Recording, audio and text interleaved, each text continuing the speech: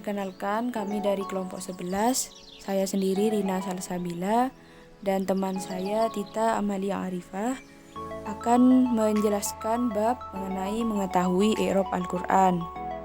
Pada bab ini ada beberapa manfaat, yaitu kita akan mengetahui makna Al-Qur'an dengan memahami kajian i'rab atau memahami ilmu nahwu sharafnya untuk membedakan makna dan menjelaskan maksud dari para ahli ilmu kalam. Ada beberapa bagian atau hal-hal yang harus diperhatikan ketika seseorang hendak mengkaji firman atau ayat-ayat yang berada dalam Al-Qur'an. Di antaranya, yang pertama, kita harus memahami makna ayat yang hendak di-i'rab. Jadi sebelum meng-i'rab suatu ayat, harus dipahami terlebih dahulu apakah masuk ayat muhkam atau mutasyabih, agar tidak melenceng pada ayat-ayat yang tidak seharusnya di-i'rab. Contohnya, ayat muhkam itu pada surat An-Nisa ayat 12, Bismillahirrahmanirrahim, wa inka narojulu yurathu kalalah. Maka pada ayat di sini harus diperhatikan terlebih dahulu siapakah yang dimaksud dalam ayat tersebut atau objek dan sasaran dari ayat tersebut. Yang pertama, apakah ayat ini menunjukkan nama bagi orang yang meninggal, maka kedudukan kalalah akan menjadi hal dan yurosu adalah khobar dari kana. Namun bisa jadi karena pada ayat di sini adalah sifat yang menjadi tammah, yaitu amil yang tidak membutuhkan khobar atau penjelas, atau bisa menjadi nakisoh, yaitu amil yang membutuhkan khobar. Kemungkinan pula pada ayat ini kalalah di ayat ini dimaksud kepada nama para ahli waris, maka bisa dikira-kira ada mudhof yang dibuang, yaitu lafadz dza kalalah yang bermakna memiliki ahli waris, dan juga hukumnya menjadi hal. Bisa juga kalalah di sini adalah nama dari kerabat mayit, maka kedudukannya menjadi maf'ul bih. Kemudian syarat yang kedua, yaitu kita harus memperhatikan makna dan redaksi kata pada ayat tersebut. Karena jika terpaku pada makna lafadznya saja, maka tidak akan sesuai dengan redaksi ayat tersebut. Contohnya pada surat An-Najm ayat 51, wa tsamuda fama abqa. Ketika seseorang menganggap wa tsamuda adalah maf'ul bih yang didahulukan, maka pandangan itu kurang benar, karena yang tepat bahwa wa tsamuda adalah ma'tuf, yaitu adalah atof yang ma'tuf kepada kata ada pada ayat sebelumnya, dan merupakan fi'il, dan ada fi'il yang terbuang yang kira-kira lafadznya wa ahlika tsamuda yang bermakna dan dia menghancurkan kaum Samud. Syarat yang ketiga, seseorang yang hendak meng-i'rab harus menguasai benar bahasa Arab, yaitu memiliki pengetahuan luas tentang kosakata bahasa Arab, kemudian ilmu-ilmu yang menyertai atau dalam ruang lingkup bahasa Arab, agar peng'i'raban yang dilakukan tidak keluar dari kaidah yang benar. Contoh surat Al-Anfal ayat 5, Bismillahirrahmanirrahim, kama akhrajaka rabbuka. Di sini dalam kitab Al-Itqan dijelaskan bahwa menurut Makki bahwa kama di sini adalah lafadz yang menunjukkan makna sumpah, namun ia tidak menjelaskan atau memberi kejelasan bahwa mengapa kama disebut makna sumpah, yang kemudian di sana dicela oleh Ibnu Syajan karena ia tidak memberikan kejelasan.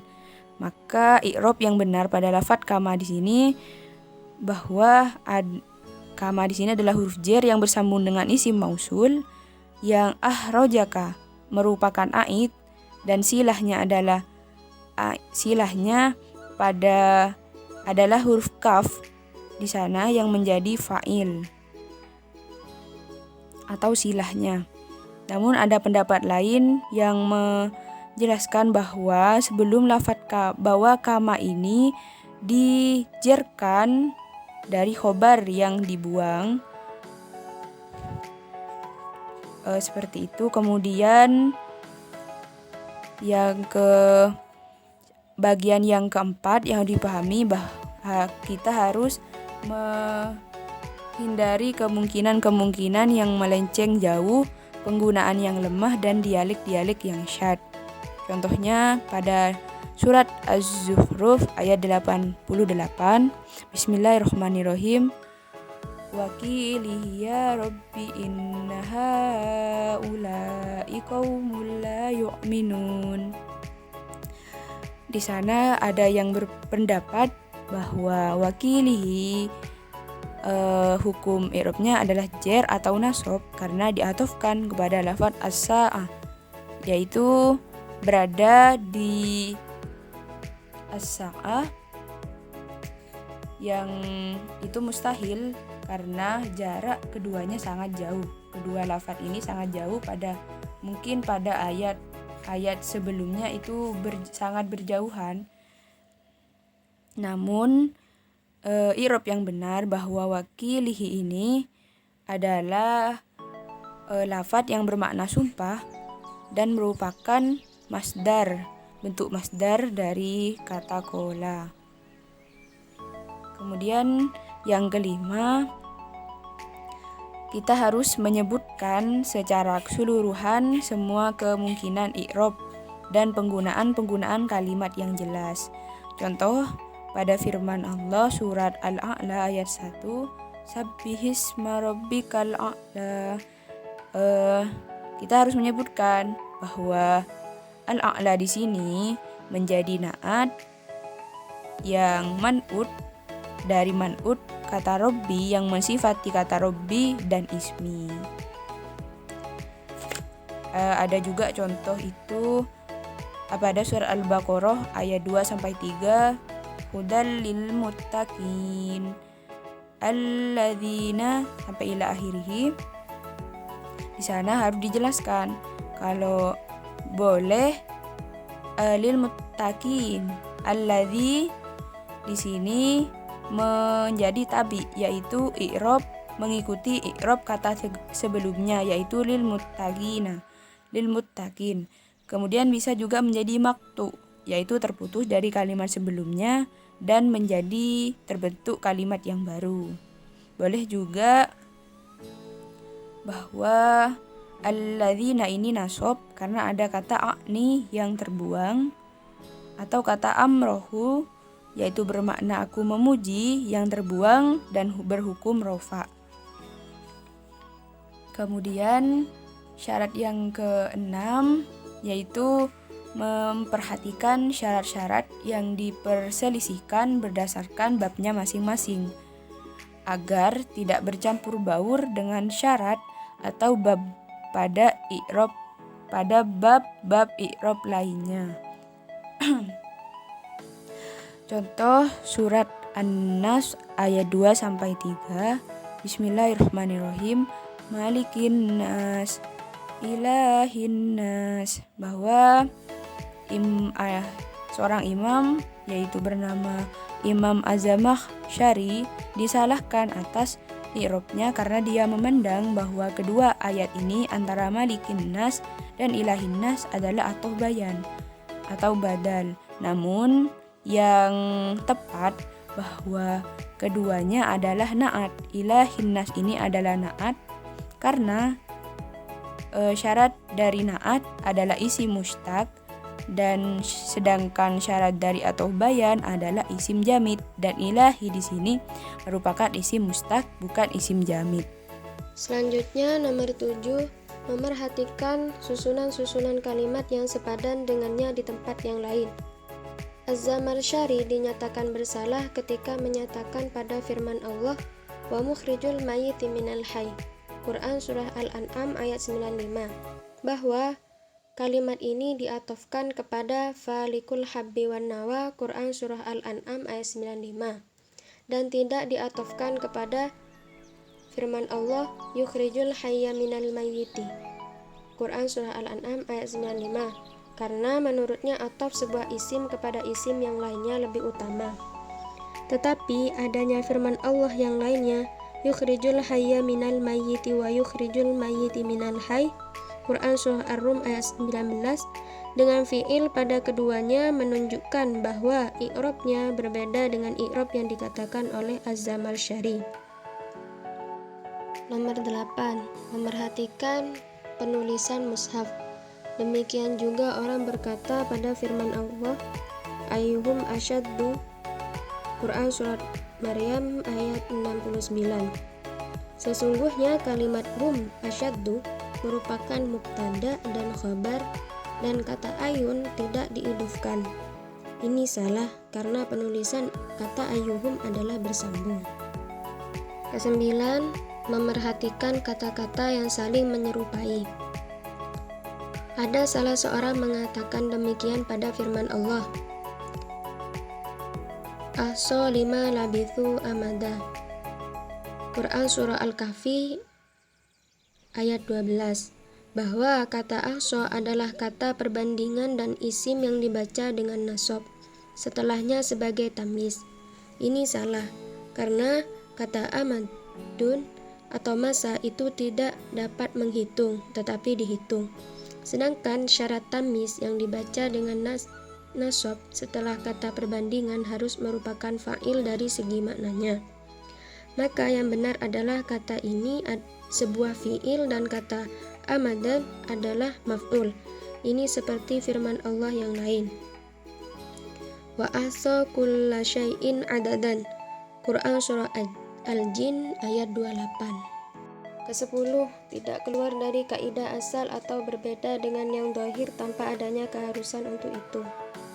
Karena itulah Makki disalahkan ketika berkata pada firman Allah, ya ayyuhalladzina amanu la tubtilu shadaqatikum bil manni wal adza kalladzi, Quran Surah Al-Baqarah ayat 264. Sesungguhnya huruf kaf pada ayat itu sebagai sifat dari masdar yang terbuang, yaitu dengan pembatalan seperti pembatalan orang yang. Sedangkan yang benar adalah kedudukannya sebagai hal atau menerangkan keadaan dari dhamir wawu.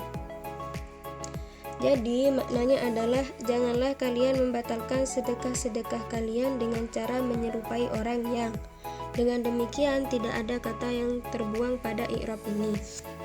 Ke-11, mencari dan membedakan yang asli dan yang tambahan. Seperti pada firman Allah, illa ayya'funa aw ya'fuwalladzi biyadihi 'uqdatun nikah, Surah Al-Baqarah ayat 237. Maka kadang-kadang disangka bahwa wawu pada ya'funa merupakan dhamir jamak sehingga dia merasa kesulitan tentang keberadaan nun padanya. Padahal sebenarnya tidak demikian. Yang benar bahwa wawu merupakan huruf terakhir dari fiil itu. Maka huruf ini adalah huruf asli dan nun adalah dhamir jamak perempuan. Fiil jika dimasukinya menjadi mabni dan wazannya adalah yaf'alna. Ke-12, menjauhi untuk mengatakan kata tambahan dalam kitab Allah. Karena kata tambahan kadang dipahami sebagai sesuatu yang tidak bermakna dan kitab Allah terbebas darinya. Karena itulah sebagian dari ulama tidak menggunakan ungkapan ini. Mereka menggunakan gantinya dengan ungkapan taukid atau penegas, atau silah atau penyambung, atau muqaham atau penyelah. Ibnu Khasyab berkata, diperselisihkan tentang kebolehan mengucapkan adanya kata tambahan di dalam kitab Allah. Kebanyakan ulama berpendapat bahwa hal itu boleh dengan alasan karena Al-Quran diturunkan berdasarkan bahasa bangsa Arab dan kebiasaan mereka. Adanya tambahan setelah adanya kata yang terbuang adalah untuk meringkas dan meringankan. Ini untuk menegaskan dan memberikan pembukaan. Di antara para ulama ada yang enggan untuk mengucapkan hal itu dan mengatakan bahwa kata-kata yang dipahami sebagai tambahan ini disebutkan untuk makna-makna dan faedah-faedah khusus yang diinginkannya, maka tidak layak untuk mengatakannya sebagai kata tambahan. Pertama, kadang-kadang terjadi tarik-menarik antara suatu makna dengan i'rab. Jika pada suatu perkataannya maknanya menghendaki kepada suatu makna tertentu, sedangkan i'rabnya tidak menghendakinya, maka yang dijadikan pedoman adalah kebenaran makna dan perlu diadakan suatu penakwilan untuk pembenaran i'rabnya. Kedua, kadang-kadang ditemukan dalam perkataan para ulama, ini adalah penafsiran ditinjau dari segi makna, sedangkan ini adalah penafsiran ditinjau dari segi i'rab. Perbedaan antara keduanya adalah keharusan untuk memerhatikan segi nahwu. Ketiga, diberi cerita oleh Zubair bin Khirrid dari Ikrimah bahwa dia berkata, ketika mushaf-mushaf itu telah selesai ditulis, maka diajukan kepada Uthman. Dia mendapati di dalamnya ada beberapa huruf yang salah. Dia lalu berkata, "Janganlah kalian mengubahnya. Sesungguhnya bangsa Arab akan mengubahnya dengan lisan-lisan mereka. Jika saja penulis itu berasal dari suku Sakif dan yang mendikte adalah suku Huzail, maka huruf-huruf seperti ini tidak akan ditemukan." Sekian, wassalamualaikum warahmatullahi wabarakatuh.